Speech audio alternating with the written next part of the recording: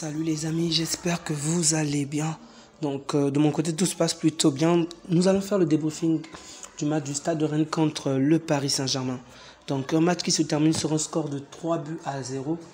Et on va le dire que les Rémois ont de quoi vraiment être en colère aujourd'hui parce que ils ont quand même réalisé un match assez intéressant. Mais au bout de compte, le score final ne reflète vraiment pas des performances de leur match. Donc pour la première fois, on a vu une équipe en première ligue toucher plus d'une quarantaine de fois la balle de la surface parisienne. Juste pour vous dire de quelle manière ils ont eu énormément d'actions.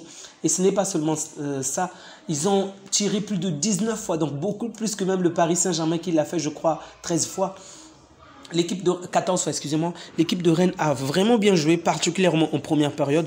Ils étaient vraiment intéressants, mais on a su les éteindre en seconde période. Donc, lors de la première période, on a vu une équipe qui est venue avec vraiment des intentions claires pour faire du mal au PSG, mais qui se prend le premier but très tôt dans le match. Généralement, lorsque le PSG marque le premier but en début du match, facilement on marche sur l'adversaire. Mais aujourd'hui, on a vu cette équipe se faire éteindre vraiment. Sincèrement, malgré le but du PSG, on avait juste l'impression que le score était de parité, donc 0-0 partout. Mais en fait, ils ont vraiment eu de bonnes occasions, de bonnes opportunités dans la surface du PSG. Mais on a eu aujourd'hui un excellent Donnarumma, il faut le dire. Je le critique lorsqu'il n'est pas du tout bon, lorsqu'il fait de la merde. Mais aujourd'hui, il faut le dire, c'est peut-être l'un de ses meilleurs matchs. Okay, on a joué contre le 4e et le Paris Saint-Germain était 2e jusqu'à ce que ce match ne se termine. Et donc maintenant, le Paris Saint-Germain est premier plus que... le principal premier venait de faire un match nul hier. Donc c'était vraiment intéressant aujourd'hui parce que on assistait vraiment à deux matchs complètement différents. En première période, le PSG a plus subi et en deuxième période, on a vu un autre visage du PSG. Les joueurs ont été beaucoup plus libres en fait. Et Kylian Mbappé vient de claquer son triplé.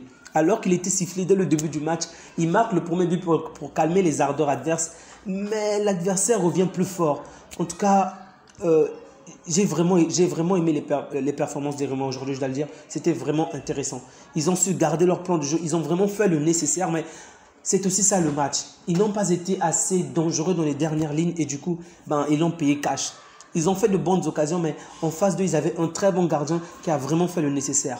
Kylian Mbappé, bravo à lui. À la fin du match, on a interrogé Kylian Mbappé, mais une fois de plus, il a fait comprendre que en tout cas, il ne va pas donner sa réponse pour l'instant concernant le potentiel transfert. Comme vous le savez si bien, on entend partout dans les médias qu'il ira au Real de Madrid, qu'il n'ira pas. Il y a tellement de versions.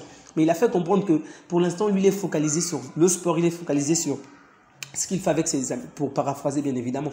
Il est focalisé à ce qu'il fait en ce moment, donc le reste viendra au moment convenable. Et il a fait comprendre que les journalistes parlent si bien de ce sujet pour dire que, vous voyez, il y a tellement de spéculations dessus qu'il n'a pas voulu ajouter de l'huile sur le feu. Du côté de Enrique, lui, lorsqu'on l'a interrogé, il a osé dire qu'il n'est pas fier de ce que Kylian Mbappé, du moins, qu'il s'attend à beaucoup plus que ça de la part de Kylian Mbappé. Bon, je comprends également que c'est un grand coach et il veut que ces joueurs puissent performer, mais Kylian Mbappé a vraiment réalisé un bon match. Okay, sur pas mal de plateformes, on l'a même donné un 10. Pour vous dire de quelle manière c'était vraiment mortel. Et lui, il dit qu'il n'est toujours pas satisfait. Il veut que Kylian Mbappé fasse plus, ce qui est bien évidemment intéressant. Et j'ai même aimé une chose sur Kylian Mbappé. Il a précisé en toute humilité, c'est vrai qu'il y a des matchs où il marque, okay, il fait la différence en marquant mais en ne jouant pas bien. Okay. Il dit c'est bien parce que sur le plan comptable, ça l'aide lui à avancer, ça l'aide l'équipe, mais il est plus heureux, plus satisfait lors de ce genre de match où lorsque non seulement lui il marque, mais il réalise aussi une très bonne performance et l'équipe gagne. C'est vraiment intéressant et je suis totalement d'accord avec lui. On peut le voir aujourd'hui avec le jeu de Mbappé. Il n'est plus peut-être aussi rapide qu'il y a 3 ou 4 années, en tout cas moi je le trouve, mais il participe plus avec des passes, avec des fins de corps, des jeux. C'est vraiment beau à voir. Bon, j'ai trouvé plutôt David Ruiz aujourd'hui. Il était plutôt assez intéressant, ok? Pas exceptionnel, mais intéressant. Je tiens à signaler aussi une autre chose, c'est 3 buts de Mbappé, mais 3 passeurs différents. Ça, c'est vraiment, alors là, vraiment une très bonne performance. Je vais vous dire pourquoi. Généralement, l'année dernière, lorsque c'était Messi et Mbappé, c'était Messi qui offrait à Mbappé. Du coup, lorsque Messi ne jouait pas bien, Mbappé avait moins de balles dangereuses pour créer du danger par lui-même. Aujourd'hui, il y a 3 joueurs qui ont réalisé des passes décisives. Donc, on a Dembélé, on a Soler et on a Barcola qui venaient de rentrer d'ailleurs. Donc, c'est d'une manière de dire que non seulement les combinaisons sont bonnes entre eux, mais si jamais l'un de ces joueurs n'est pas, un autre joueur pourrait combler ce trou. Aujourd'hui, par exemple, Asensio n'est pas le véritable, on va dire, celui qui joue bien au poste d'attaquant, au poste de neuf n'est pas. Ben, ça va plutôt bien parce que Mbappé replace Asensio en tant que véritable neuf. Il faut le dire ainsi parce que Kolo Muani et Ramos n'ont vraiment pas été à la hauteur.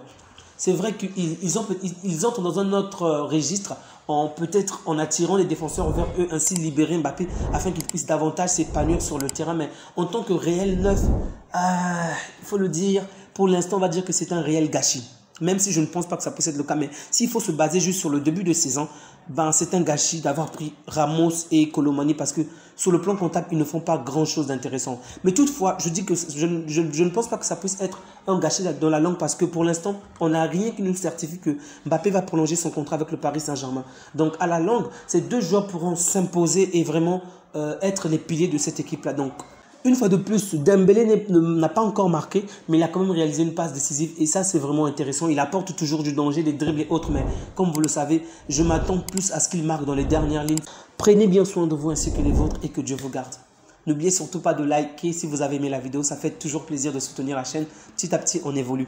Donc on reste connecté sur Bellman Débrief. Au revoir.